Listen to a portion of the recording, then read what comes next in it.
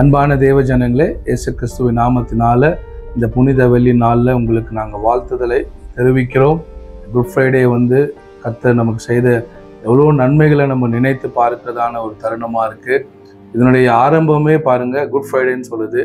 ஆனால் இந்த நாட்களில் நிறைய நம்ம என்ன பண்ணுவோம், ஃபாஸ்டிங் இருக்கிறது, இல்லை நம்ம கஞ்சி குடிக்கிறது, துக்கம் கொண்டாடுறது, இதெல்லாம் பண்ணுவோம். ஆனால் இன்னைக்கு நம்முடைய தேவன் நன்றாக இயேசு கிறிஸ்து அவர் சிம்மாசனத்தில் வீற்றிருக்கிறாரு. 2000 வருஷத்துக்கு முன்னாலேயே அவர் எல்லாவற்றையும் செய்து முடித்துட்டாரு. ஆனால் இந்த நாளில் அவர் செய்ததை நம்ம நினச்சி நம்ம நன்றி சொல்லும் போது அதிலிருந்து நம்ம வருகிறதான ஆசீர்வாதத்தை நம்ம என்ன பண்ணுறோம், நம்ம அனுபவிக்கிறவர்களாக இருக்கிறோம். ஸோ இந்த நாளே கூட வி ஸ்டார்ட் வித் புனித வெள்ளின்னு தான் சொல்லுவாங்க, குட் ஃப்ரைடேன்னு தான் சொல்லுவாங்க. இது துக்க ஃப்ரைடேன்னு சொல்ல மாட்டாங்க. ஏன்னா இந்த நாள் சரித்திரம் எதிர்பார்த்த நாளாக இருந்துச்சு. இந்த நாள் அநேக தூதர்கள் எதிர்பார்த்த நாளாக இருந்துச்சு. அநேக வேத பண்டிதர்கள் இந்த நாளுக்காக காத்திருந்தாங்க. ஏன் இந்த நாள் இந்த உலகத்தை தலைகீழாய் மாற்றக்கூடியதான ஒரு நாளாக இருந்துச்சு. அந்த நாள் தான் நம்ம இன்னைக்கு குட் ஃப்ரைடே என்று நம்ம கூப்பிடுகிறோம். ஆண்டவராகிய இயேசு கிறிஸ்து இந்த குட் ஃப்ரைடேல என்ன செய்தார் என்று நம்ம பார்க்கறதுக்கு முன்னாடி தேவன் எதற்காக ஆண்டவர் இந்த பூமிக்கு அனுப்பினார் என்பதை குறித்து ஒரு வார்த்தை சொல்லி நான் ஆரம்பிக்க விரும்புகிறேன். யோவானின் புஸ்தகம் 3ஆம் அதிகாரம் 16வது வசனத்தை நம்ம வாசிக்க கேட்போம். தேவன் தம்முடைய ஒரே பேரான குமாரனை விசுவாசிக்கிறவன் எவனோ அவன் கெட்டு போகாமல் நித்திய ஜீவனை அடையும்படி அவரை தந்தருளி இவ்வளவாய் உலகத்தில் அன்பு கூர்ந்தார். இந்த வசனம் சொல்லுது, தேவன் எவ்வளவாய் இந்த பூமியின் மேல, உங்க மேல, என் மேல இந்த உலகத்தை அவர் நேசித்தபடியினால தன்னுடைய ஒரே பேரான குமாரனை ஆண்டவராகிய இயேசு கிறிஸ்துவை இந்த பூமிக்கு கொடுத்தாராம். இந்த நாளில் ஆண்டவர் நமக்கு கொடுத்த கிஃப்ட் தான் ஆண்டவராகிய இயேசு கிறிஸ்துவா இருக்கிறாரு. யாரு தன்னுடைய சொந்த குமாரனை இன்னொருத்தவங்களுக்காக கொடுப்பாங்க? பைபிள் சொல்லுது, நம்ம அவருக்கு சத்ருவா இருந்தோமா, நம்ம அவரை நேசிக்காம இருந்தோமா, நம்ம யாருன்னே, கடவுள் யாருன்னே நம்ம தெரியாம இருந்த நமக்கு அவர் தன்னுடைய குமாரனை நம் மேல் வைத்த அன்பின் நிமித்தம் அவர் இந்த பரிசாக இந்த பூமிக்கு கொடுத்தாரு. ஏன்னா அவருடைய ரத்தத்தினால தான் இந்த பூமியில மீட்பு உண்டாகும். ஏன்னா வேதம் சொல்லுகிறது, ஒருவனுடைய ரத்தம் தான் இந்த பூமியை மீட்க முடியும். அந்த ஒருவன் எப்படியா இருக்கணும்னாக்கா, அவன் பாவம் செய்யாதவனும் எந்த பாவத்துக்கும் கீழ்ப்படியாதவனோ அவன் பாவத்தில் பிறக்காதவனுமா இருக்கணும். ஏன்னா வேதம் சொல்லுகிறது, ஆதாமை நிமித்தம் இந்த பூமி என்ன பட்டது, சபிக்கப்பட்டு இது பாவத்துக்கும் சாபத்துக்கும் கீழ்ப்படியப்பட்டது. அப்போ ஆண்டவராகிய இயேசு கிறிஸ்து இந்த பூமிக்கு வர்றதுக்குடைய காரணம் என்ன அப்படின்னு நம்ம பார்க்கும்போது, பழைய ஏற்பாட்டு காலத்துல மனுஷனுடைய எல்லா சாபத்துக்கும், எல்லா மீறுதலுக்கும், எல்லா அக்கிரமங்களுக்கும் ஆண்டவர்கிட்ட போறதுக்கு வழியே கிடையாது. அவங்க எப்படிலாம் எப்பெல்லாம் ஆண்டவர்கிட்ட போகணும்னு நினைக்கிறாங்களோ அப்பெல்லாம் அவங்களுக்குள்ள இருக்கிறதான அந்த குற்ற உணர்வு, அவங்களுக்குள்ள இருக்கிறதான அந்த பாவம், அவங்களுக்குள்ள இருக்கிற ஒரு பயம் கடவுளிடத்துல அவங்களை கொண்டு போகவே முடியல. அதனாலதான் மனுஷங்க என்ன பண்ணாங்க, பாவத்துக்கும் சாபத்துக்கும் அடிமையானாங்க. அப்போ ஆண்டவர் என்ன பண்ணாரு, உங்களுக்கு ஒரு டெம்பரவரி சொல்யூஷனை கொடுக்குறேன்னு சொல்லிதான் மிருகத்தினுடைய ரத்தத்தை என்ன பண்ணாங்க, ஒரு சொல்யூஷனா ஆண்டவர் வச்சாரு. அந்த மிருகத்தோடைய ரத்தம் எப்படிப்பட்டதுன்னு பைபிள் சொல்லுது, அது நம்ம பாவத்தை முற்றிலும் அது கழுவுல, நம்ம பாவத்தை அது மறைக்கிறதா காணப்பட்டது. பாவத்தை மறைக்கிறதுன்னு சொல்லும் போது இங்க ஒரு பொருளை நம்ம வச்சுட்டு இந்த பொருள் மேல ஒரு கர்ச்சீஃபை போட்டோம்னா, ஒருவேளை அந்த கர்ச்சீஃப் வெளியே வெள்ளையா பார்க்கும்போது அந்த கர்ச்சீஃப் வெள்ளையா தெரியும். ஆனா அது கீழே இன்னும் என்ன இருக்கு, எந்த பொருள் இருக்கோ அது மறைக்கப்பட்டிருக்கு. அதே போலதான் மனுஷனுடைய குற்றமோ, மனுஷனுடைய அக்கிரமோ, மனுஷனுடைய பாவமோ, அவனுக்குள்ள என்னதான் ஆட்டுக்கிடாவின் ரத்தம் சிந்தப்பட்டாலும், என்னதான் மிருகத்தினுடைய ரத்தம் சிந்தப்பட்டாலும், அவனுடைய குற்றமோ பாவமோ அவனுடைய வாழ்க்கையை விட்டு வெளியே போகவே முடியல. ஏன்னா அது வெறும் டெம்பரவரியா மூடப்பட்டதா இருந்தது. கடவுள் மனுஷனை பார்க்கும்போது அவனுடைய அக்கிரமத்தையும் பாவத்தையும் பார்க்கல, அவர் ஆட்டுக்கிடாவின் ரத்தத்தினால அந்த பாவம் மூடப்பட்டதை தான் பார்த்தாரு. அப்பதான் பிதாவாகிய தேவன் கடவுள் இந்த பூமியை படைத்தவர் ஒரு தீர்மானம் பண்ணாரு, இந்த டெம்பரவரி சொல்யூஷன் இல்லை, நான் நித்திய மீட்பை உண்டு பண்ண போறேன். என் ஜனங்களுக்கு நரகம் அல்ல, நான் படைத்த ஜனங்களுக்கு சந்தோஷத்துக்காக நான் அவங்கள படைச்சேன், குடும்பமா அவங்கள படைச்சேன், அவங்கள என்னோடு கூட இருக்கும்படிக்கு படைச்சேன். ஆனா பிசாசுடைய தந்திரத்தினால இந்த பூமி விழுந்து போனது. மீண்டும் அவங்கள நான் என் குடும்பமா கொண்டு வர்றதுக்கு நான் கொடுக்கக்கூடிய ஒரு பெரிய கிஃப்ட் என்னன்னா யாருதானா, அது என்னுடைய ஒரே பேரான மகன், அது என்னுடைய ஒரே பேரான குமாரன். அவர்தான் ஆண்டவராகிய இயேசு கிறிஸ்து. அந்த இயேசு கிறிஸ்துவை ஆண்டவர் என்ன பண்ணாரு, இந்த பூமிக்கு அனுப்புனாரு. அவரை இந்த பூமிக்கு அனுப்புனதுனாலதான் தேவன் நம்மேல் எவ்வளவாய் அன்பு கூர்ந்தார் என்பதை நம்ம பார்க்க முடியுது. அவர் இந்த பூமிக்கு வந்தாரு, மனுஷனா கன்னி வயிற்றுல பிறந்தாரு, அவர் பாவம் அறியாதவரா பிறந்தாரு. அவர் பிறந்து இந்த பூமியில 30 வயசு ஆகுற வரைக்கும் அவர் வளர்க்கப்பட்டு 30வது வயசுல அவர் எதற்காக வந்தாரோ அந்த ஒரு விஷன், அந்த ஒரு நோக்கத்துக்காக அவர் தன்னுடைய ஊழியத்தை ஆரம்பித்தாரு. நம்ம வேதத்துல பார்க்கிறோம், ஏசாயாவின் புஸ்தகம் 53ஆம் அதிகாரம் 1ஆம் வசனத்திலிருந்து 6ஆம் வசனம் வரைக்கும் வாசிக்க கேட்போம். இந்த வசனத்தை வாசித்து நம்ம இதனுடைய அர்த்தங்களை தியானத்துக்குள்ளாய் நம்ம போவோம்.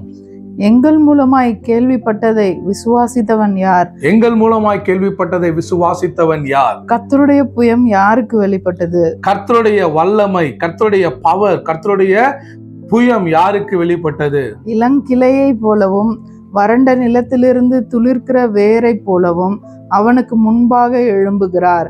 அவருக்கு அழகும் இல்லை, சௌந்தரியமும் இல்லை. அவரை பார்க்கும்போது நாம் அவரை விரும்பத்தக்க ரூபம் அவருக்கு இல்லாதிருந்தது. வேதம் சொல்லுது, இளங்கிளையை போலவும் வறண்ட நிலத்திலிருந்து துளிர்கிற வேரை போலவும் என்று சொல்லுகிறது. அப்படின்னா என்ன?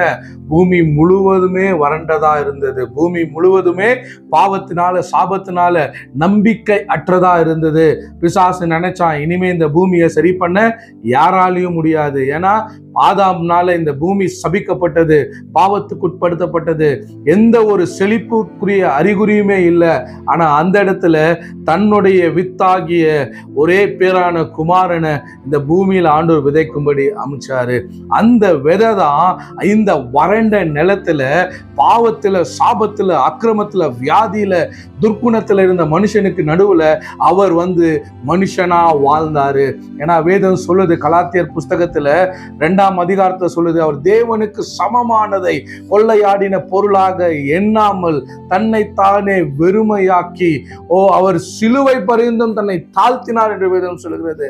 அவர் அடிமையின் ரூபம் எடுத்து, மனுஷ ரூபம் எடுத்து அவர் சிலுவையின் பரியந்தம் தன்னை தாழ்த்தினார் என்று சொல்லுகிறது. நம்ம வேதத்திலிருந்து பார்க்கிறோம், ஏசாயாவின் புஸ்தகத்துல பார்த்தோம், வறண்ட நிலத்திலிருந்து துளிர்கிற வேரை போல என்று சொல்லி அவர் எப்படி நமக்கு முன்பாக அவர் மனுஷனா இந்த பூமிக்கு வந்தாருன்னு பார்க்கும்போது, பிலிப்பியர் புஸ்தகத்துல 2ஆம் அதிகாரம் 6ஆம் வசனத்திலிருந்து நம்ம பார்க்கிறோம். பிலிப்பியர் 2:6 வாசிக்க கேட்போம். அவர் தேவனுடைய ரூபமாய் இருந்தும், அவர் தேவனுடைய ரூபமாய் இருந்தும் தேவனுக்கு சமமாய் இருப்பதை, தேவனுக்கு சமமாய் இருப்பதை கொள்ளையாடின பொருளாக எண்ணாமல், கொள்ளையாடின பொருளாக எண்ணாமல் தம்மை தாமே வெறுமையாக்கி, பைபிள் சொல்லுது, அவர் தன்னைத்தானே வெறுமையாக்கி அடிமையின் ரூபம் எடுத்து, அடிமையின் ரூபம் எடுத்து மனுஷர் சாயலானார். மனுஷர் சாயலானார். அவர் மனுஷ ரூபமாய் காணப்பட்டு மரண பரியந்தமும், அதாவது சிலுவையின் மரண பரியந்தமும் கீழ்ப்படிந்தவராகி தம்மை தாமே தாழ்த்தினார். அவர் தம்மை தாமே தாழ்த்தினார். வேதம் சொல்லுது, அவர் சிலுவையின் மரண பரியந்தம்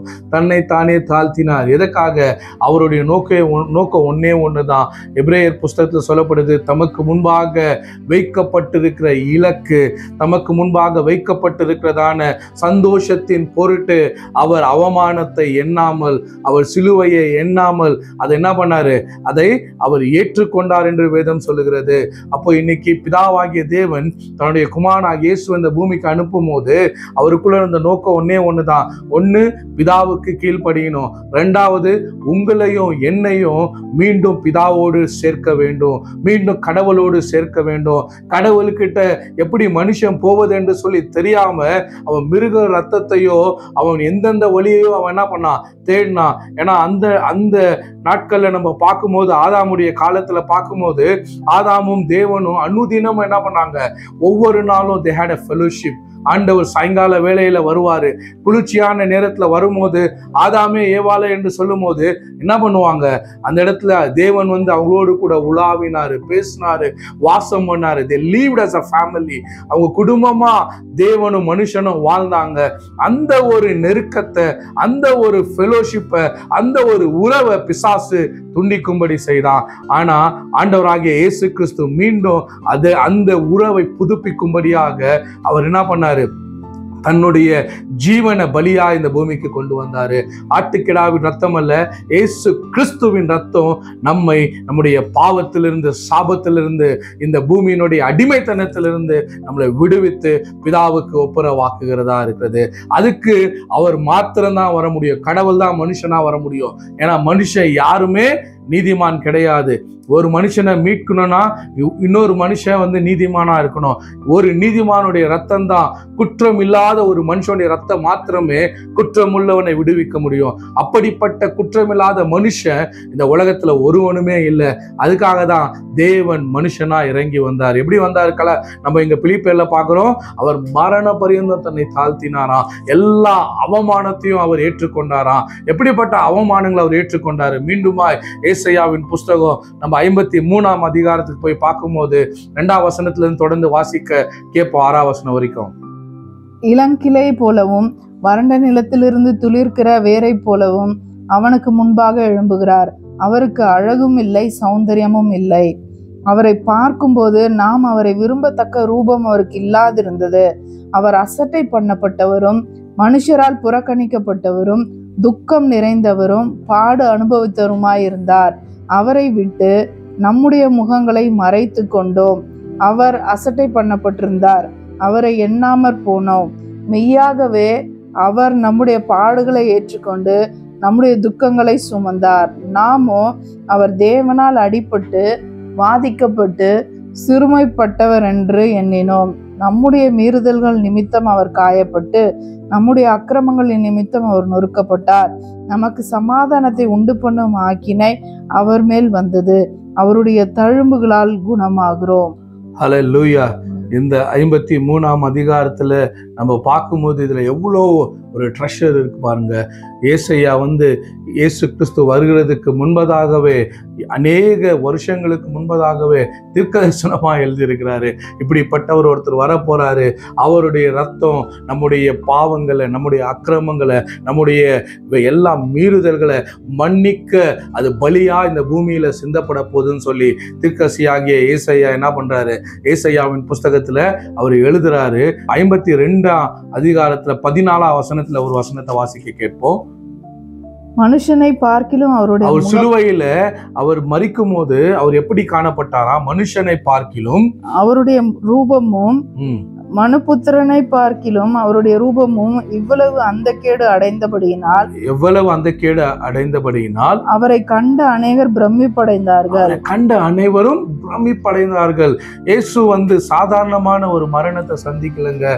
அவர் என்ன பண்ணார்? முதலாவது அவரு மனுஷனுடைய பாடுகளை, அக்கிரமங்களை, நோய்களை, வியாதிகளை, இன்னைக்கு நம்ம இந்த பூமியில எதெல்லாம் மீட்க முடியாதுன்னு பிசாசு நினைச்சானோ, எதெல்லாம் முடிஞ்சதுன்னு நினைச்சானோ, அது எல்லாவற்றையும் அவருடைய ஒரே பலியினால தன்னை தானே அவர் பலியாக்கி அவர் அதை சுமந்தார் என்று வேதம் சொல்லுகிறது.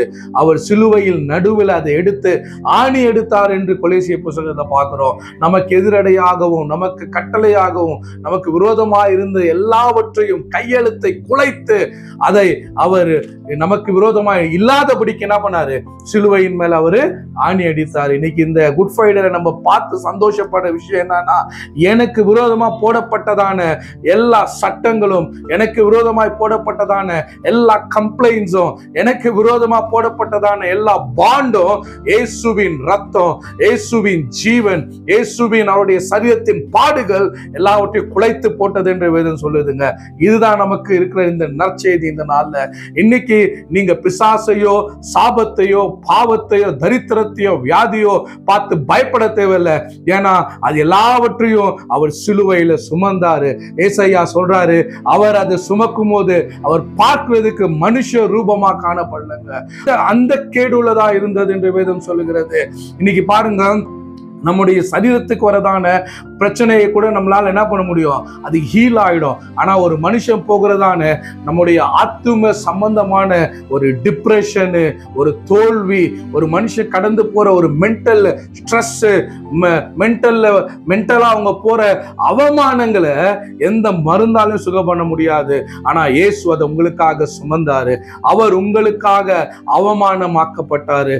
அவமான சின்னமாய் அவர் நம்முடைய அவமானத்தை சுமந்தார் என்று வேதம் சொல்லுகிறது. இன்னைக்கு ஒருவேளை உங்களுடைய சிறு வயதுல நீங்க பாலியல் தொந்தரவுல நீங்க சிக்கி கொண்டிருக்கலாம். இல்ல உங்களுடைய சிறு வயதுல ஒரு ரிஜெக்ஷனை நீங்க பார்த்திருக்கலாம். இல்ல நீங்க இன்றைக்கு கூட உங்க வாழ்க்கையில ரிஜெக்ஷன், டிப்ரெஷன், தேவையில்லாத ஒரு அழுத்தத்துக்குள்ள நீங்க போய் கொண்டிருக்கலாம். உங்களுக்கு இருக்கிற நற்செய்தி, இயேசு உனக்காக அதை சிலுவையில சுமந்துட்டாரு. அவரை நீ நம்புவானா, இன்னைக்கே உனக்கு அவர் விடுதலையும் அற்புதத்தை செய்ய போதுமான தெய்வமா இருக்கிறாரு. என் அன்பான தேவ ஜனங்களே, இதை நீ விசுவாசிக்கும் போது அவர் உன் அவமானத்தை சுமந்தாரு, அவர் உன் துக்கத்தை சுமந்தாரு, அவர் உன் மீறுதலை சுமந்தாரு.